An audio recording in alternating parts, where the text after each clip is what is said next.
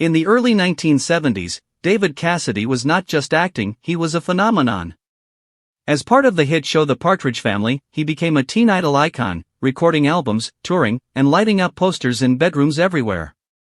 Susan Day, cast as Laurie Partridge, was a young actress thrust into this world, barely 17. According to the show's mother figure, Shirley Jones, Susan had a great big crush on David. She looked up to him, admired him, and somewhere along the way, hoped for more than a co-star's friendship. Here's the thing, in the private world behind cameras, Susan reportedly told David how much she liked him, how difficult it had been for her.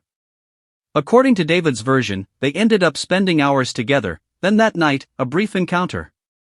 He later wrote she lacked the slutty aspect. To me, she wasn't dirty. She wasn't nasty. She was good. That statement alone triggered something for Susan.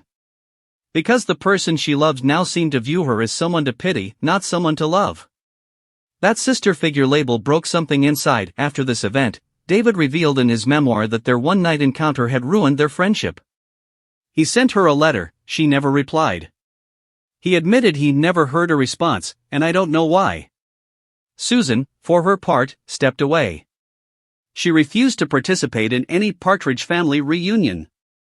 She went into a quieter life. The trauma wasn't loud, but it was there, the unrequited feelings, the exposure, the sense of betrayal. A public depiction of private pain. It wasn't just a teen crush gone wrong.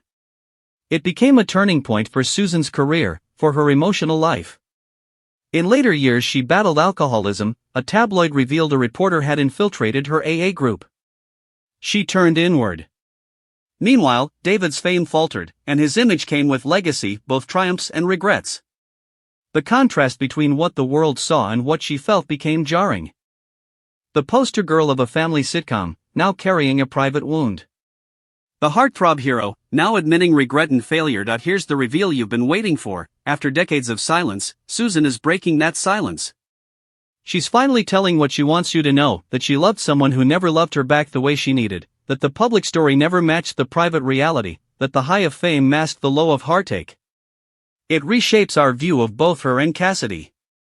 It forces us to ask, when you see those bright lights and big smiles, what's happening behind them? She says the question was never about who got the girl. It was about who stood by the guy when his world crumbled, while she picked up the pieces of her own. And there's something more. The moment David publicly spelled out their encounter, in his words and tone, it triggered Susan's retreat. But what he wrote, how he framed it, changed everything. The sister figure phrase, the failed sexual encounter, the silence.